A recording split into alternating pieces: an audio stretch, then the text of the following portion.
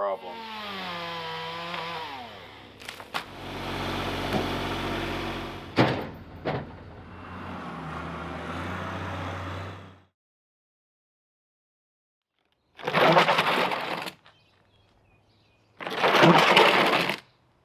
Welcome back to Salvage Workshop, ladies and gentlemen.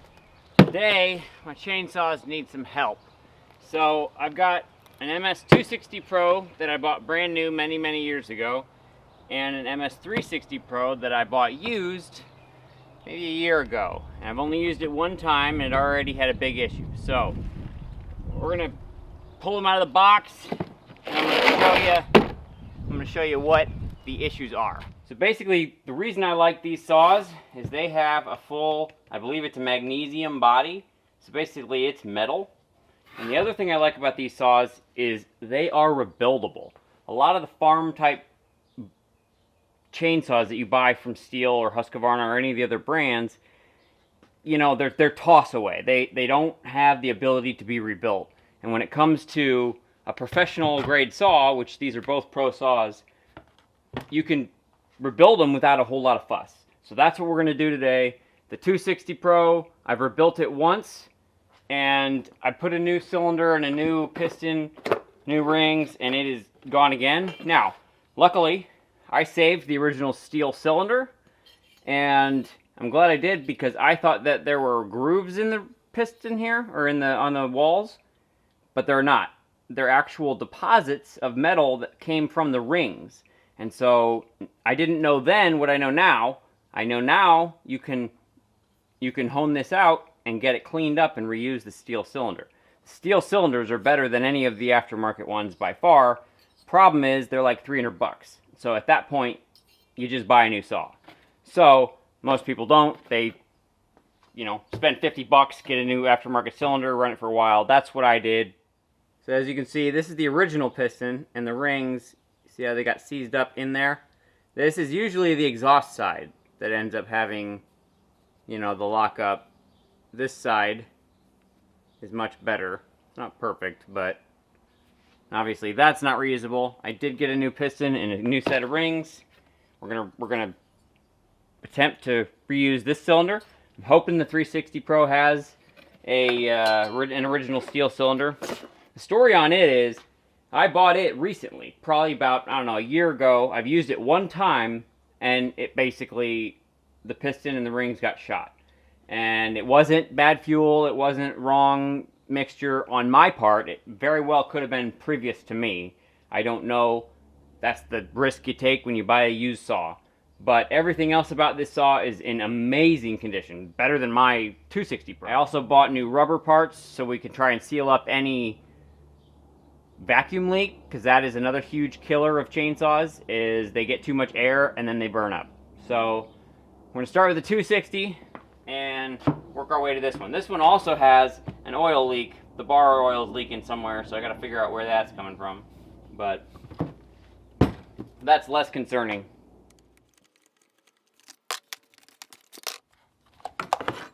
So as you can see, that cylinder, it's a black one, anodized. And this is the original.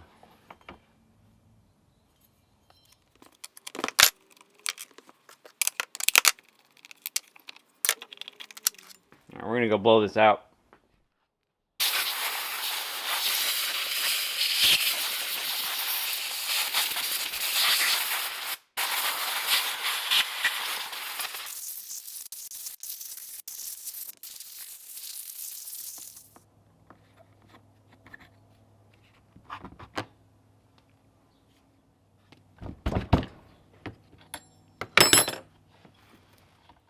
Plug doesn't look bad at all. Alright, before we get too far, let's see what we've got for compression. I'm curious.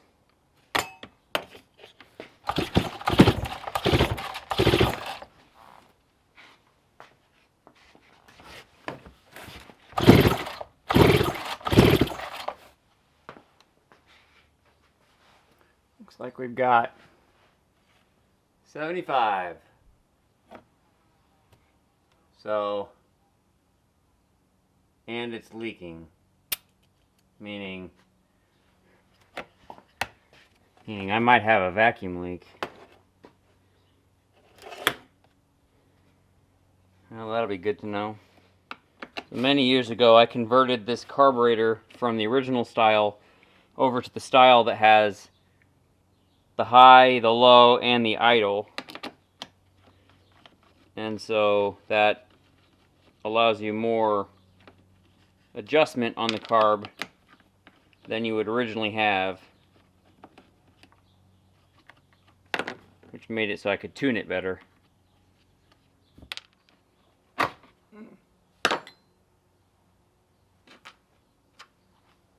There's our carburetor.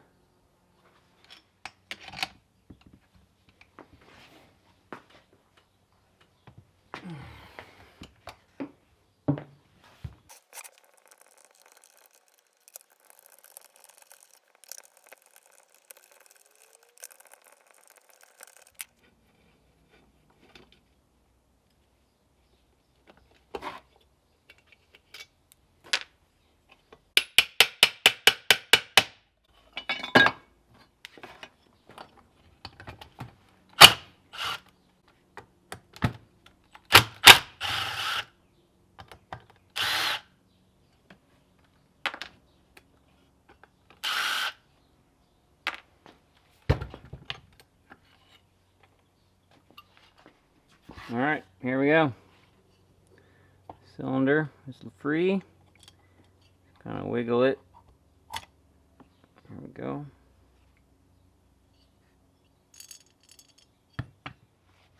So now what we're going to do is we got to take a little retaining clip out of this and pull the wrist pin out.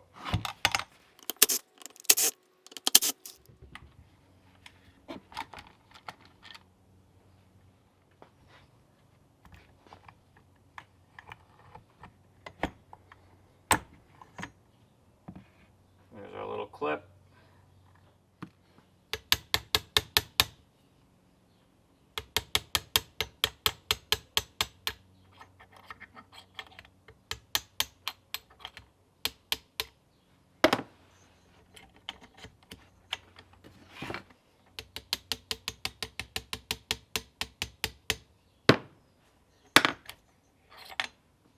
Just like that.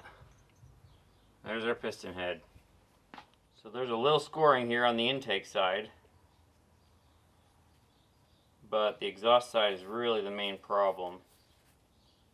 All that scoring plus that top ring is locked in and is not free.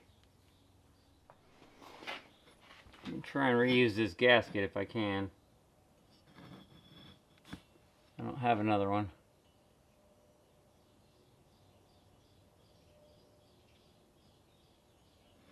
Yeah, it'd be fine. As long as I don't rip it. There we go.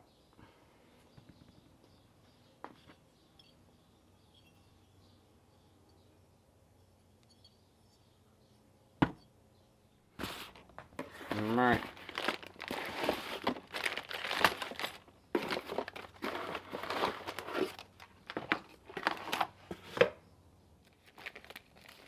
So I got Meteor pistons, piston heads, and Caber rings. Alright, so these rings, and this piston for the other one. And then I got a larger set of dogs. Basically these bite into the wood. Got one for each of them. Let's see. 036 impulse line, 260 fuel line,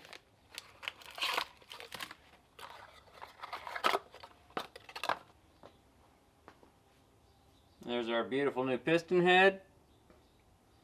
The arrow always points toward the exhaust.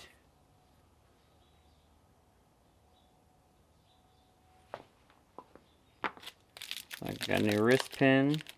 Actually didn't know that was in there. That's awesome. New clips. It came with its own set of rings, it looks like. Wish I would have known that it came with caber rings, because I bought these ones specifically because I didn't think it came with caber rings. Well, I guess I got a set of extras.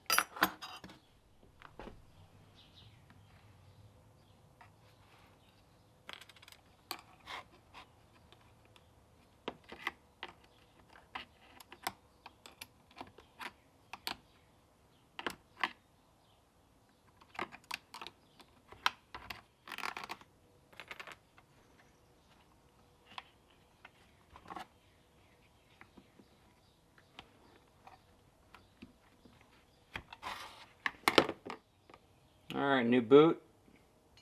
Alright, to hone out the cylinder, I've just got this with a slot in it. We're going to chuck it into the drill with a piece of, basically a belt from a belt sander.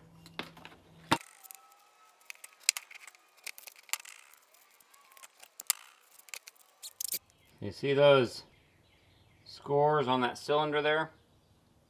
Those look like they're basically grooves in it, but they're actually deposits on it. And then there's just a few on the intake side. So we're going to hone this out and try and get rid of those grooves so it's nice and smooth.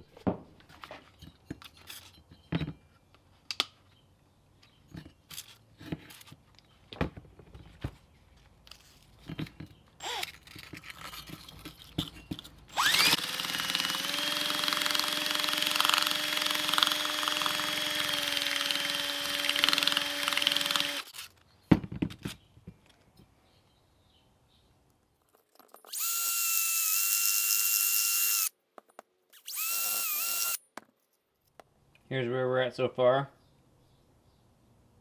A little better.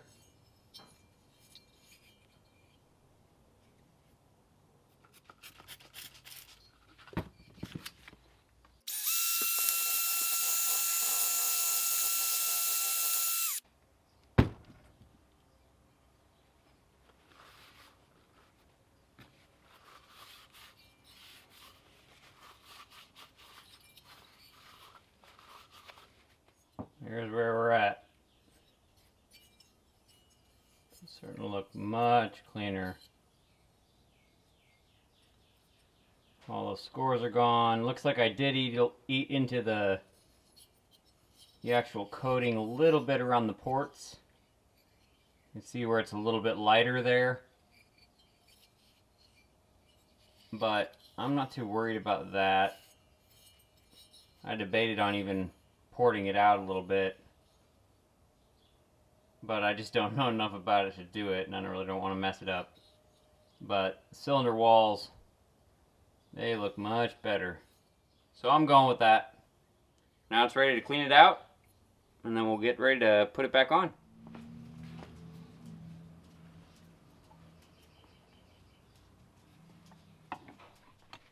Alright, I already got the clip on this side.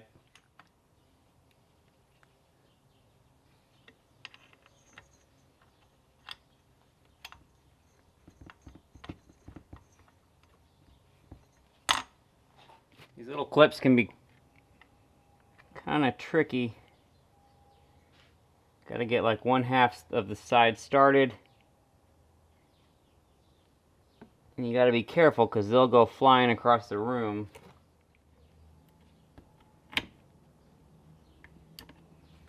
There we go. Got the arrow facing the exhaust port. So up we got the rings. Alright, see on the rings, there's like a notch right here. You have to make sure that one of them goes up, one of them goes down. And on the piston itself, piston head, there's like a little pin that you have to mate that up with.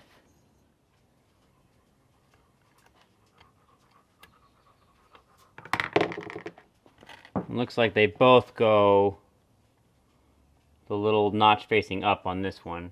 Sometimes they go up, sometimes they go down. Right there's the pin that you want the little notch in the ring to be able to go around. If you flip it over, it'll contact that and end up breaking the ring in there. You also want to get it pretty close to that spot when you're compressing the rings to get them to go into the actual cylinder.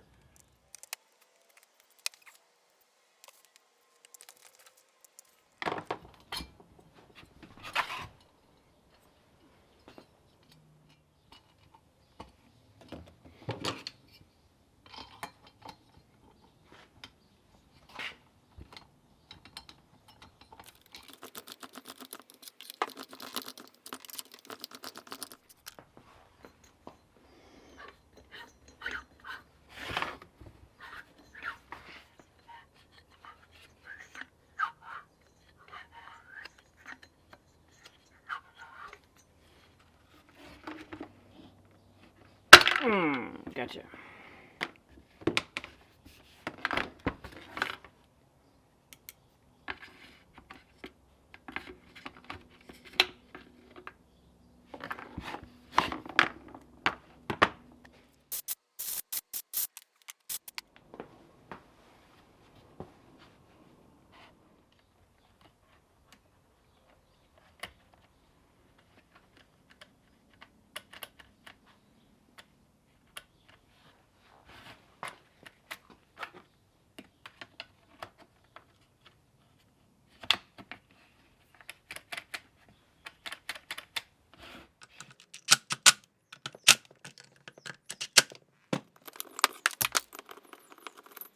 Decompression valve.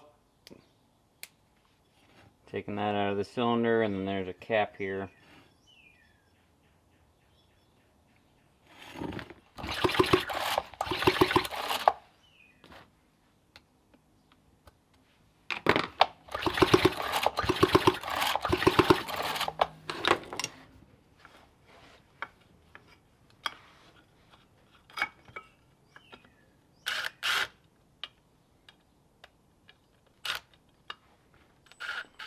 Alright, let's add some bigger dogs. So there's the stock one. There's the aftermarket one.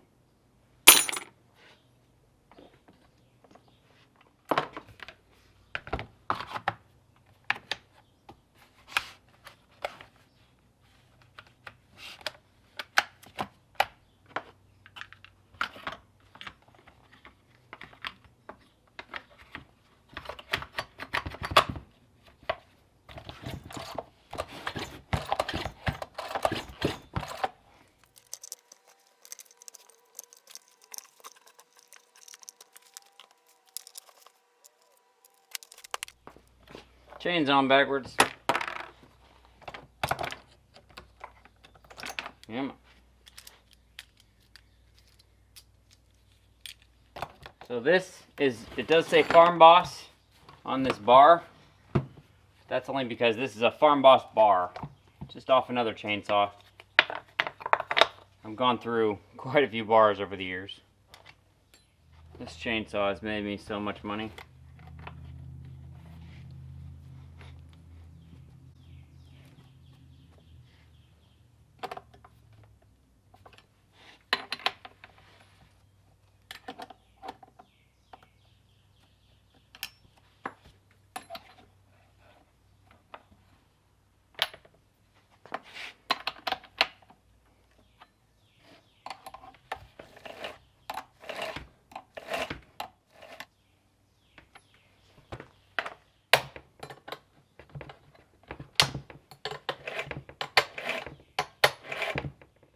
Now let's get started on the other one.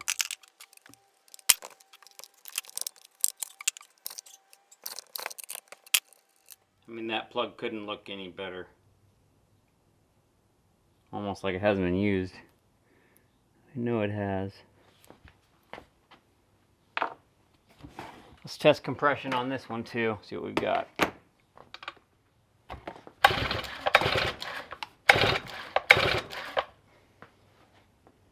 Oh yeah, look at that. It's like, it was like 40, and it's already leaked down now. Baby's got no compression.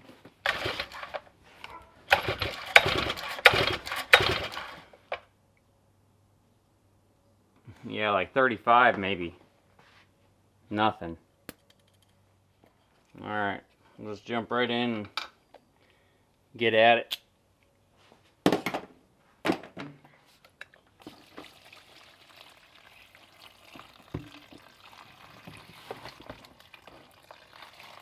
Well, that was a full tank.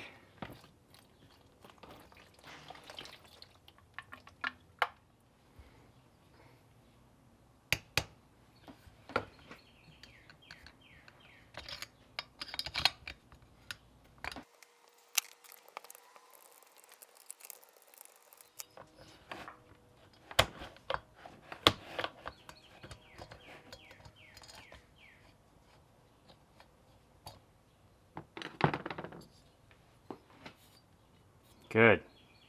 It is the Stihl cylinder. Couldn't see the markings anywhere. Sweet. A little scored up in there, but it's just kind of like the other one.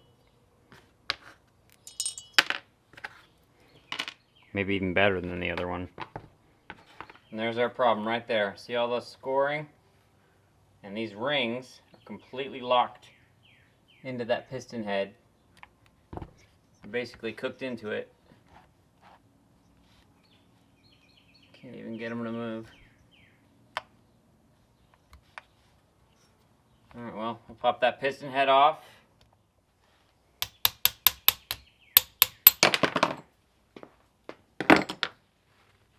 So the intake side of this thing is perfect. The exhaust side, on the other hand, not so good. See how those rings? They should be loose like this. They're just completely smooth, and so that allows you to get no compression in that cylinder at all. I think this is the cylinder itself, I think, is in better condition than the other one. There's the old impulse line. It's kind of hard. Get rid of that. Install a new one. Well, that one came as a defect. Got a hole in it right there. Maybe we can just shorten it. Let's find out. Hopefully it's long enough. Alright, so you see the scoring on that cylinder in there? The grooves are definitely not as deep. And on the other side looks perfect. So I'm just going to basically do the same thing, mainly trying to clean up that side right there.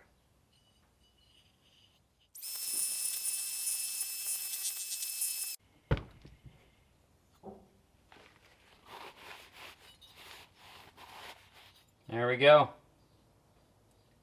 That's the exhaust port side. It's the intake side. Much cleaner. Now all those scores aren't there anymore. And we get to reuse the Stihl cylinder. So that's awesome.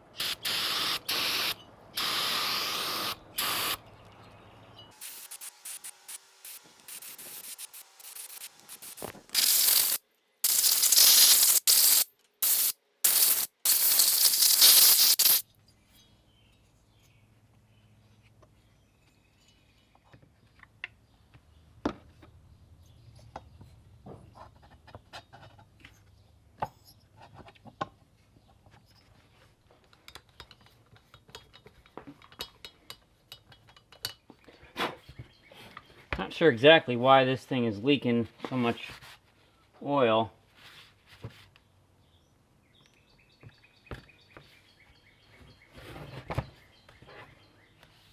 What would commonly cause a leak for just the bar oil? It's not oil or fuel mix leaking out. It's just a huge problem. It's just one of those annoyances.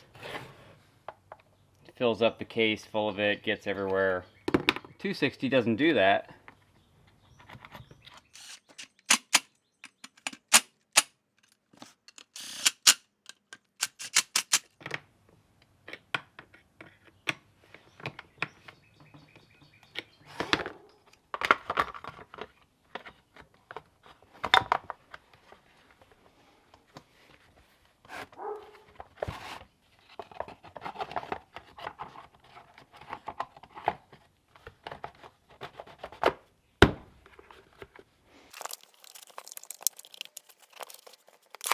Voila, all back together. All right, let's go see if they start. For the first few tanks of fuel, I'm going to add some extra oil till everything breaks in.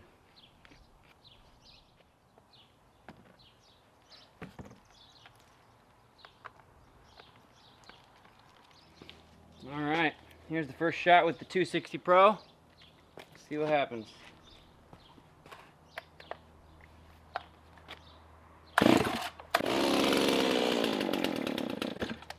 Awesome. Alright.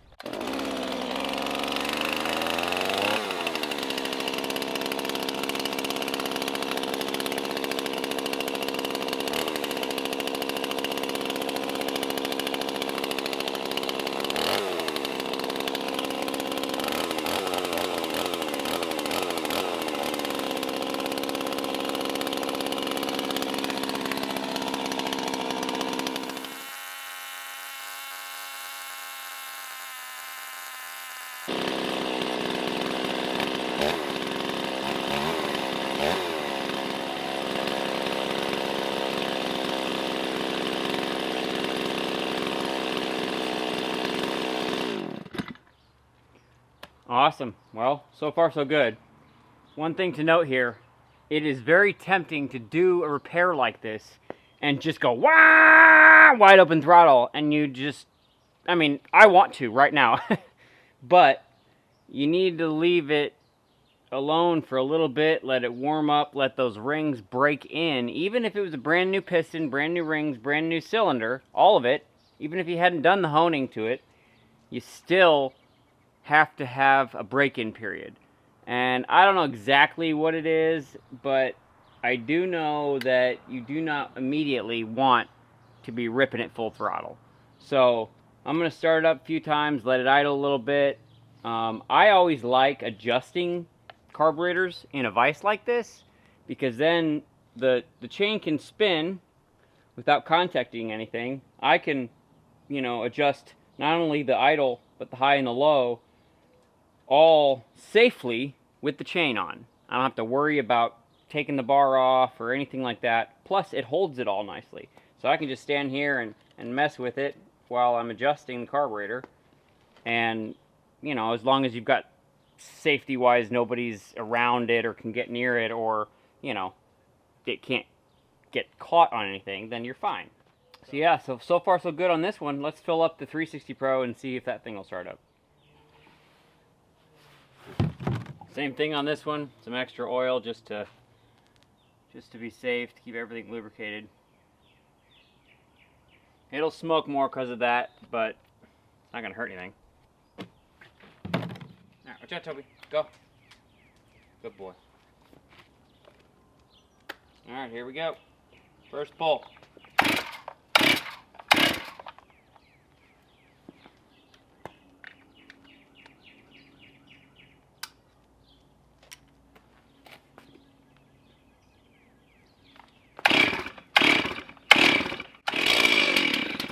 There we go.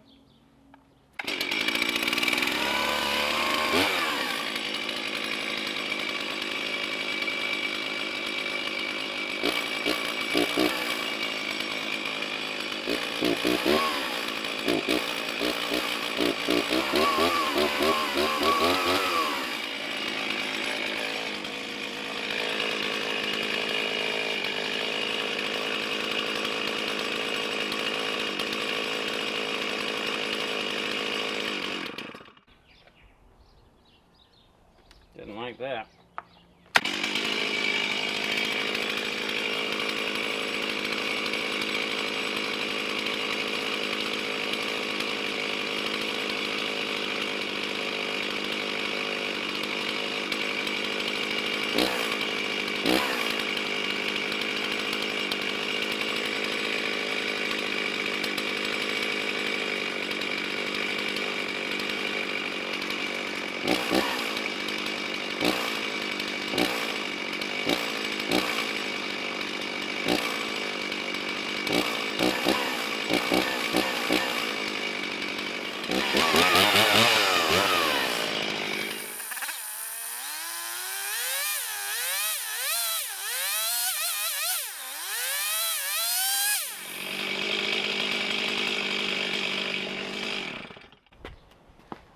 Oil's dripping too much. There's an adjustment down here.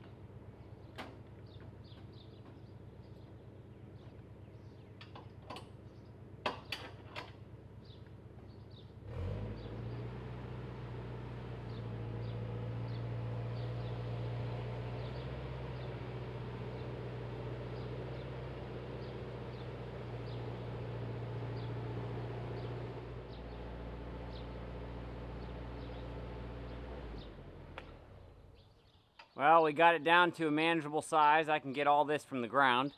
And the MS360 Pro is working great. Only problem I've had so far is the dogs that I added kind of got bent up a little bit, but it's starting to rain on me again. I got the majority down, so now I can get the rest from the ground, and then it's just going to be a matter of cleaning it up.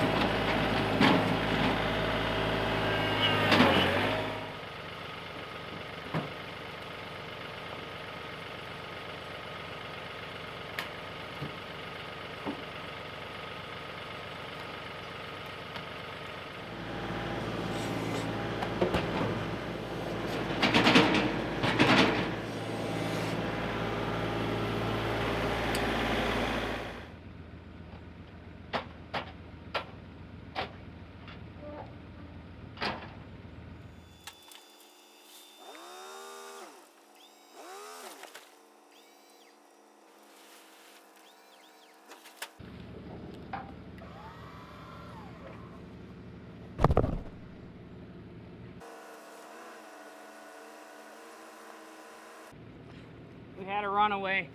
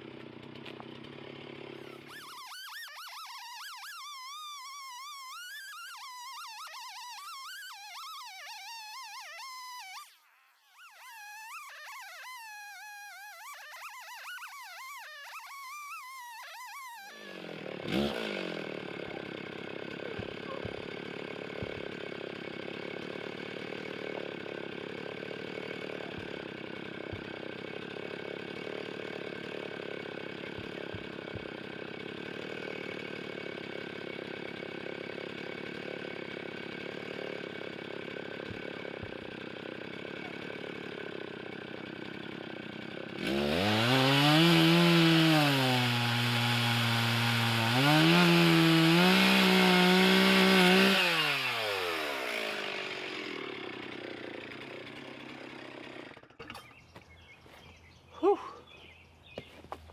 Boy.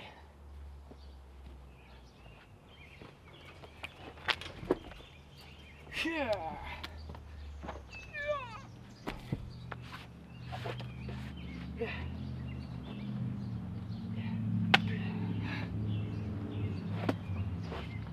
So I've got sawdust for sale. I'm gonna sell it in dime bags, probably for $15 to $20 a piece. So let me know if you're interested. Link in the description.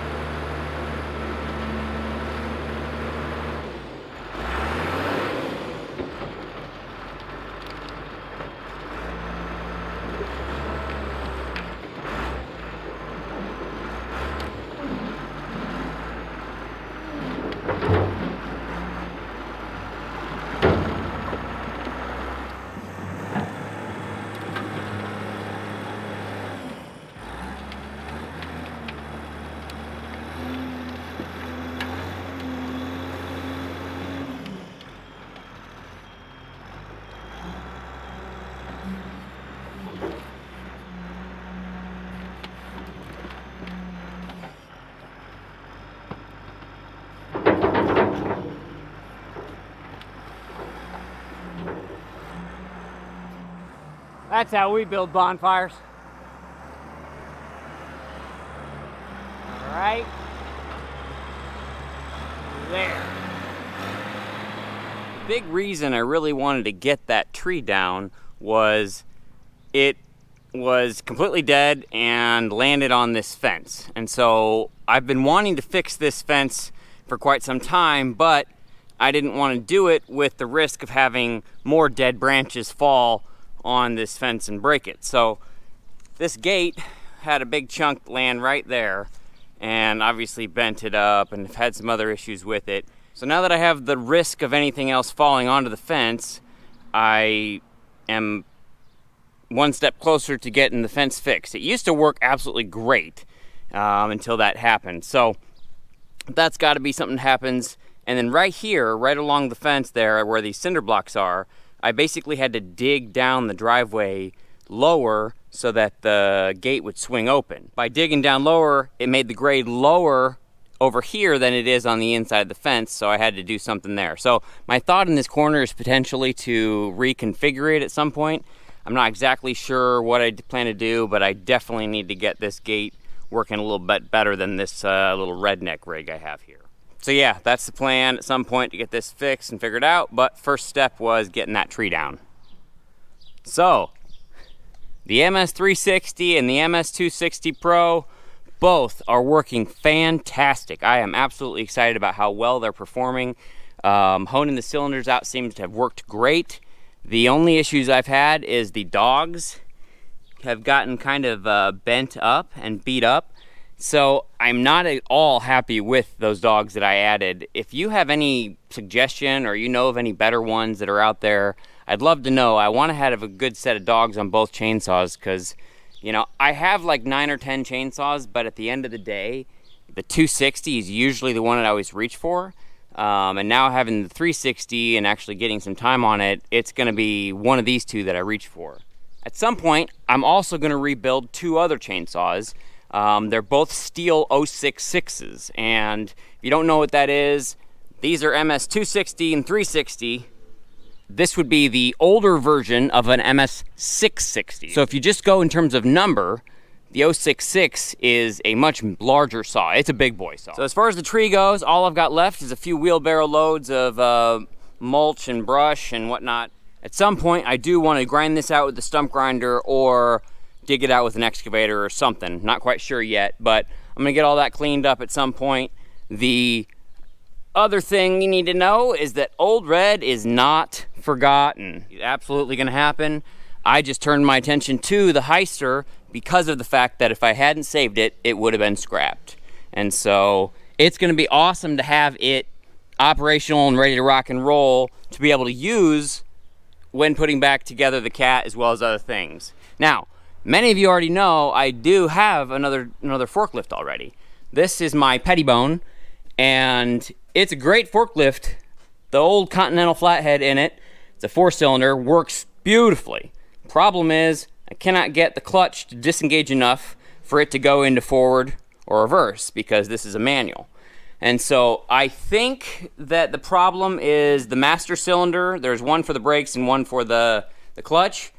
I believe the seals are all blown out on it, and I'm not completely sure. I'm not a forklift mechanic by any means, but I haven't had time to quite dig into it yet. And so that's the other big push of getting the Heister ready to rock and roll, because I've got some big stuff I need to do to the cat, as well as just generally big stuff to move around here at the shop. So that's the thought. I do know everybody's missing content on Old Red, and trust me, I'm itching to get back to it, but sometimes life happens and you just got to kind of roll with it. Now, granted, I do not regret saving this old beast at all. It's going to be an awesome machine to have around the shop and be able to take out with me and go rescue other machines or whatnot. But Old Red ain't finished, and you'll see lots more of him to come. But for now, the focus of this video is the chainsaws. They are running absolutely beautifully. Absolutely pumped to have both of those in the arsenal ready to rock and roll for whenever the heck I need them. As always, thank you so much for joining me here at Salvage Workshop. This channel would absolutely not be possible without you, and so I truly appreciate you coming here and spending a little time with me here at Salvage Workshop. So you guys all have a great one, and I'll see you guys on the next video. Take it easy.